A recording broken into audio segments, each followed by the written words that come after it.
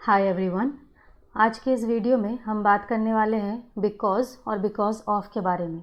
ये जो दोनों शब्द हैं, इन दोनों का एक कॉमन सा काम होता है, दैट इज़ ये दोनों रीज़न बताने का काम कर रहे होते हैं, बट इनमें डिफरेंस है।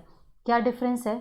ये जो बिकॉज़ होता है, ये एक कंजंक्शन है पार्ट्स ऑफ स्पीच में, जिसका हिंदी मीनिंग होता है क्योंकि, और बिकॉज़ ऑफ आता है प्रेपोजिशन, टू वर्ड प्रेपोजिशन की कैटेगरी में, जिसका हिंदी मीनिंग होता है के कारण। और इनका जो सिंटेक्स होता है वो कुछ इस तरीके से होता है कि बिकॉज के बाद आता है सब्जेक्ट और उसके बाद वर्ब, मतलब ये सब्जेक्ट वर्ब अग्रीमेंट को फॉलो कर रहा होता है। और बिकॉज ऑफ के बाद हमें या तो नाउन मिलता है, या तो प्रोनाउन, या तो नाउन फ्रेज भी मिल सकता है। इसको हम एक एग्जाम्पल से समझते हैं। अगर हमने कहा we cancelled the trip because it was raining, तो आप ध्यान दीजिएगा कि बिकॉज के बाद हमने लिखा है इट वॉज, तो जो इट है वो आपका सब्जेक्ट है और जो वॉज है वो आपका वर्ब है।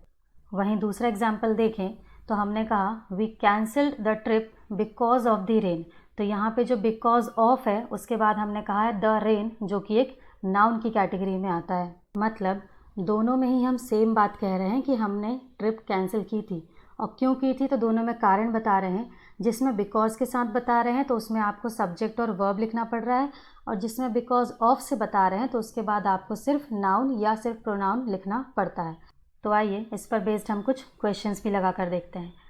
पहला सेंटेंस है he lost his job dash the recession.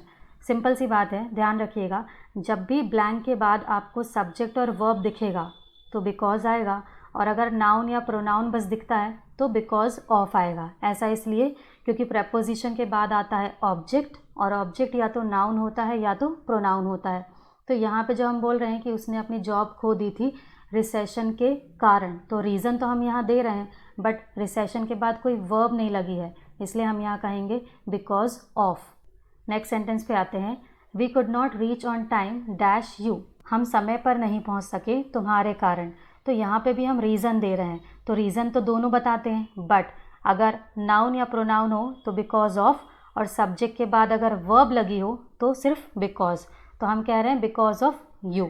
Next sentence देखते हैं she did not pick my call dash she was busy, उसने मेरा कॉल पिक नहीं किया क्योंकि वो बिज़ी थी। तो यहाँ पे हम रीज़न दे रहे हैं कि वो बिज़ी थी, तो यहाँ पे आप ध्यान दीजिए शी सब्जेक्ट है और वॉज यहाँ पर वर्ब है, और ऐसी सूरत में यहाँ पे आएगा आपका because. She did not pick my call because she was busy. अगला देखते हैं I could not concentrate dash the noise, noise की वजह से मैं कॉन्सेंट्रेट नहीं कर सका। तो कारण तो हम यहाँ पे भी बता रहे हैं, बट यहाँ पर जो नॉइज़ है वो एक नाउन है, इसलिए हम लगाएंगे बिकॉज ऑफ द नॉइज़।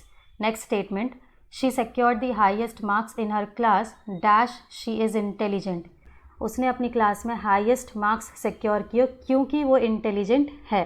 तो यहाँ पे जो रीज़न है वो आएगा आपका बिकॉज से, बिकॉज शी के बाद इज़ एक वर्ब लगा हुआ है। अगला सेंटेंस देखते हैं dash he had flu he could not come to the office, क्योंकि उसको फ्लू था इसलिए वो ऑफिस नहीं आ सका। तो यहाँ पे जो हम रीज़न दे रहे हैं वो हम देंगे बिकॉज से, क्योंकि ही यहाँ पर एक सब्जेक्ट है और हैड यहाँ पर एक वर्ब का काम कर रहा है। तो हम क्या बोलेंगे because he had flu he could not come to the office. वैसे तो सेंटेंस बिकॉज से शुरू नहीं होते हैं, बट इसको समझने के लिए हमने यहाँ पर यूज़ किया है।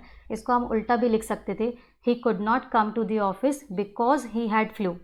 पिछला सेंटेंस भी हम लिख सकते थे because she is intelligent she secured the highest marks in her class.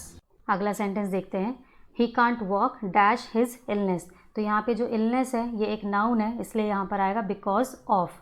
Last statement they missed the meeting dash the flight was delayed, you can see यहाँ पे फ्लाइट सब्जेक्ट है और वॉज वर्ब है, तो ऐसी सूरत में आता है यहाँ पे रीज़न बताने के लिए बिकॉज। तो सिंपल सा फंडा है, अगर ब्लैंक के बाद आपको सब्जेक्ट और वर्ब दिखे तो आता है बिकॉज, और ब्लैंक के बाद अगर नाउन या प्रोनाउन बस हो तो आता है बिकॉज ऑफ। आई होप आपको बिकॉज और बिकॉज ऑफ का यूजेज समझ में आ गया होगा। Thanks for watching.